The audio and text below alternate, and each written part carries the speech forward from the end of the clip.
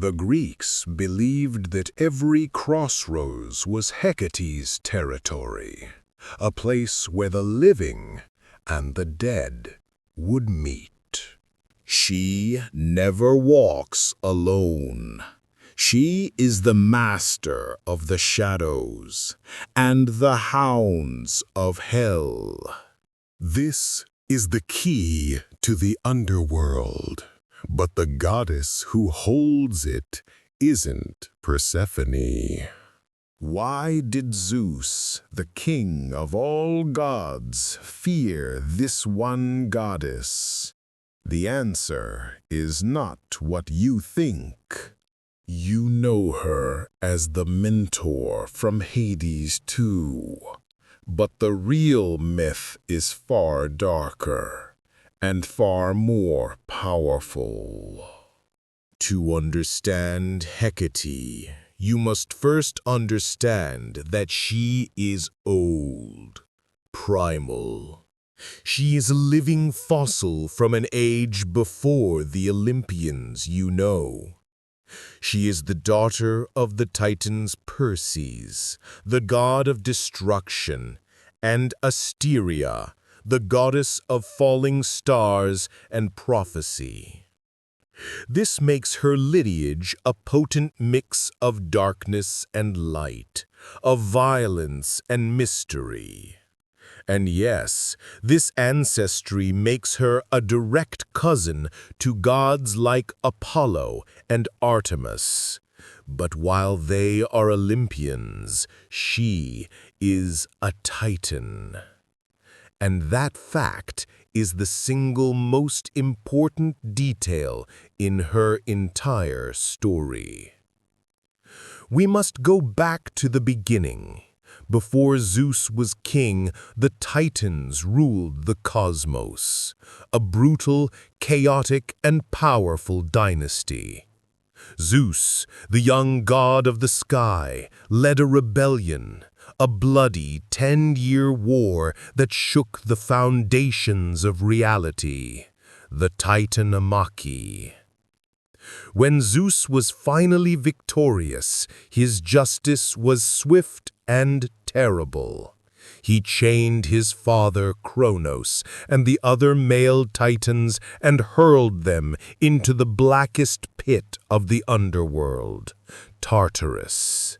He stripped others of their power, their domains, and their honor. The old world was violently swept away. But not Hecate. In the oldest texts, in the Theogony by the poet Hesiod, we are told something that should stop you in your tracks. Zeus, the new and jealous king of all, did not just spare Hecate, he honored her. Hesiod writes that Zeus honored Hecate above all others. He did not take away her ancient privileges. In fact, he added to them. He confirmed her ancient dominion, her power to grant or withhold anything she wished from humanity. Think about that. While the other titans were in chains, Hecate was on Olympus, a respected, powerful, and feared member of the new regime. Why? The texts are quiet on the exact reason, but the implication is deafening. Zeus either could not or would not dare to challenge her. Perhaps she was too powerful to fight. Perhaps, as some later texts suggest, she aided the Olympians in the war. Or perhaps her domain was so unique, so essential to the cosmos, that not even the king of the gods could rule without her. And what was that domain? The ancient texts are clear. It was everything. Hesiod tells us she held a share of power on the earth, in the sky, and in the sea. This was not a minor goddess. This was a universal force. She was the goddess a farmer would pray to for a rich harvest or for his livestock to multiply. She was the goddess a king would pray to for wisdom in his court or for victory on the battlefield. She was the goddess a sailor would pray to for a calm sea and a fisherman for a full net. She was seen as the Trophos, the protector of the young, the guardian of newborns, the watcher over all travelers. This is the Hecate that has been forgotten. Not a dark, spooky witch, but a shining, all-powerful, and benevolent goddess of blessing, success, and protection. She was the light-bringer, the guide, the gentle hand that steered humanity toward prosperity. So, where did the darkness come from? How did this radiant goddess of everything become the queen of witches and the face of our nightmares? Her transformation began, fittingly, in the shadows.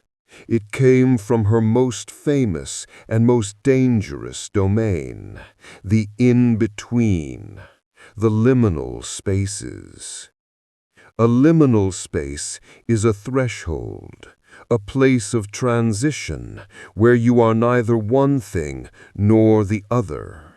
You are in the threshold. That is a liminal space. Think of twilight, the magical hour of dusk.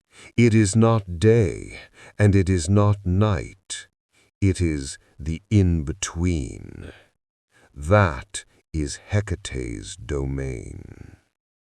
And of course, the most powerful and terrifying liminal space of all, a crossroad. A place where you are no longer on your path and not yet on your new one. A place of absolute uncertainty, of terrible, binding choice. This is where Hecate truly rules. She is the goddess of the threshold, the goddess of the choice, the goddess of the way. And because she ruled these pathways, her power naturally extended to the most profound, most final threshold of all, the one between life and death. Hecate's role as the goddess of the way and the guardian of the threshold between life and death would soon be sealed forever in the most famous abduction in all of mythology, the rape of Persephone. The story is one of terrible beauty. Persephone, the daughter of the harvest goddess Demeter, was a maiden of light and flowers. One day she was in a field gathering lilies and roses when she spotted a flower so magnificent, so strange, it seemed to have been planted by the gods themselves. It was the narcissus. As she reached down to pluck it, the ground of the world split open. A terrible chasm appeared. From this dark, smoking rift, Hades, the lord of the dead, emerged in his black chariot, pulled by 4 shadowy stallions. He seized the screaming Persephone and dragged her down into his kingdom, the earth closing up behind them as if nothing had ever happened. Only 2 beings heard her cry. The first was Helios, the god of the sun, who sees all things from his chariot in the sky. The second, from her dark cave, from her in-between place, was Hecate. She heard the scream, a sound of pure terror echoing through the hidden pathways of the world. Persephone's mother, Demeter, was destroyed by grief. She searched the entire world for her daughter, day and night, abandoning her duties as goddess of the harvest. The world began to wither, crops failed, trees died, and a terrible, endless winter fell upon humanity. Finally, after 9 agonizing days, the grieving mother came to Hecate. Hecate, her face a mask of grim knowledge, held her 2 torches. She had not seen the abduction, but she had heard it. She knew the cry came from a place beyond the living. She told Demeter, "I do not know who took her, but I will light the way for you to the one who does." Hecate then guided Demeter, illuminating the dark path with her torches, on the journey to the golden palace of Helios. It was Helios who finally revealed the terrible truth that Zeus himself had sanctioned the abduction, marrying Persephone to his brother Hades. But Hecate's role was far from over. It had only just begun.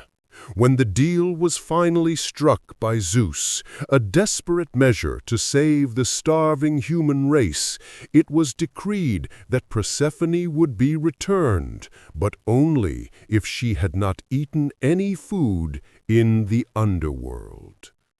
Of course, Hades was a trickster.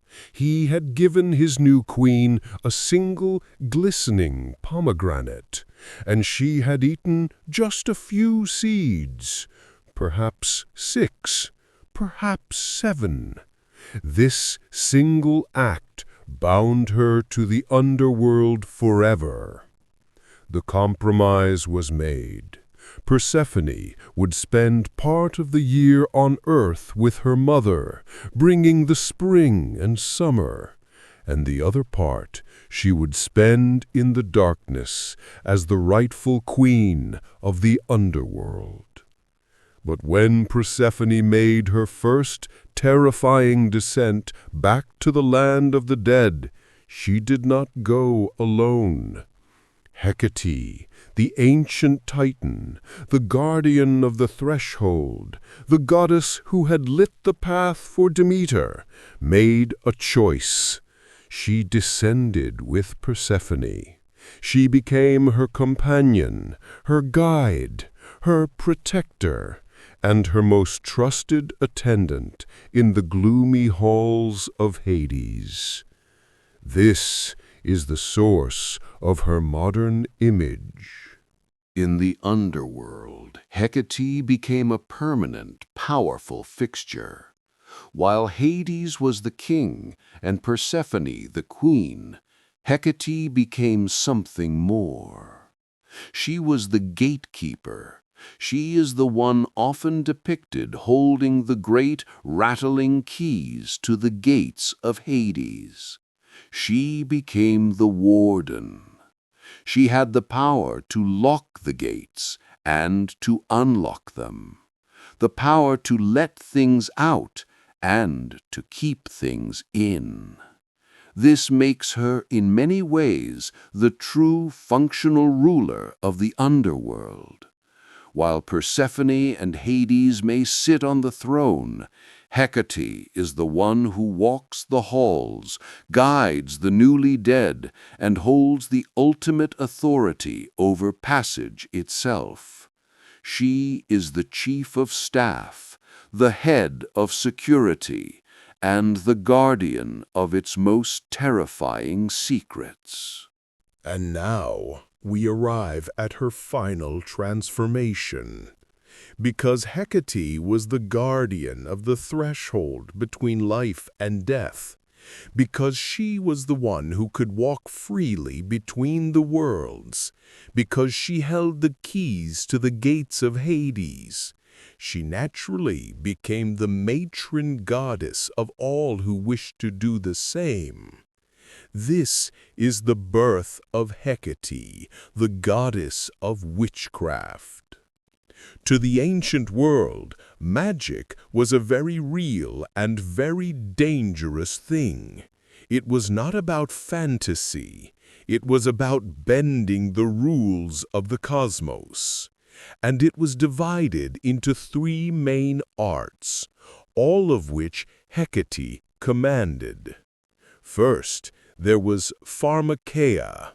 This was the knowledge of plants, herbs, and minerals. It was the art of the potion, the poison, and the cure. The pharmakos, or pharmacist, was a witch who knew the secret properties of every plant that grew in the dark. Hecate, who wandered the earth, was their patron. Second, there was theurgia. This was god work, the art of compelling the gods, summoning spirits, and performing high, complex rituals. Hecate, as the Titan who held sway with Zeus and the gods, was the one who could carry a mortal's spell from the living world to the realm of the gods.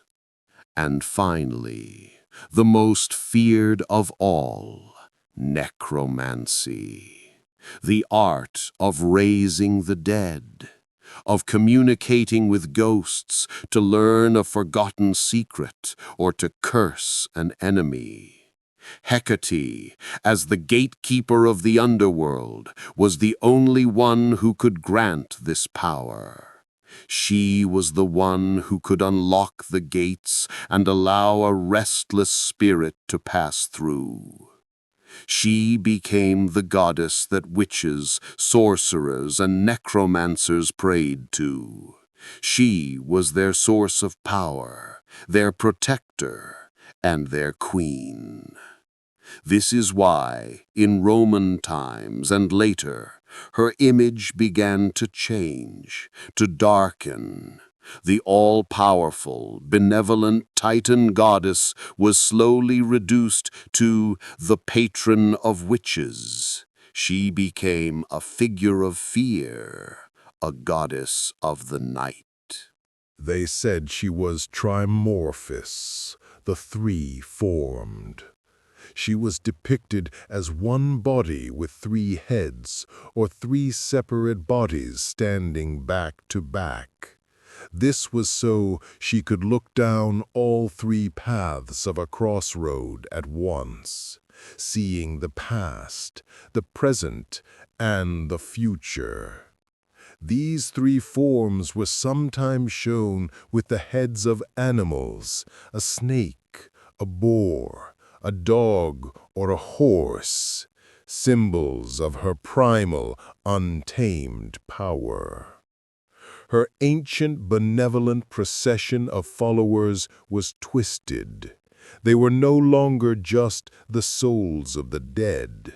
They became a terrifying pack of howling hellhounds, monsters that roamed the earth with her at night. The Greeks, who once honored her in their homes, now only worshipped her in secret, in the dead of night. They would leave Hecate's supper at Crossroads on the darkest nights of the month. This was a plate of food, eggs, fish, honey cakes, left on the ground. It was not an offering of love. It was an offering of fear. It was to appease her and her ghostly howling followers, to beg her to pass by their home and not bring her terrifying magic to their door. This is the Hecate we have inherited, the spooky goddess, the crone, the hag in the woods. But her new form doesn't erase the old one. It only adds to her complexity. She is not just a witch. She is the ancient primordial power from which the very concept of witchcraft draws its strength. So, Why is Hecate trending now? Why, in 2025, in the age of technology and science, are we all suddenly fascinated by this ancient, shadowy goddess? The creators of Hades too understood something profound. In a world of gods who are petty, jealous, and cruel, Hecate is different. She is the ultimate mentor. She is the guardian, the teacher, the keeper of secrets, and the one who holds the keys. She doesn't judge, she acts. She is the one who will meet you in the dark and give you the tools to fight your way back to the light. But her modern resurgence is more than just a video game. In a world that often feels like it's in a chaotic, confusing, in-between state, Hecate is a goddess of the gray. She is a goddess of the threshold. She is not good. She is not evil. She simply is. She is the power of choice, the magic of the in-between, and the solemn guardian of the final boundary. The Hecate of the ancient world was a titan who blessed. The Hecate of the underworld was a guide who illuminated. The Hecate of the witches was a queen who empowered.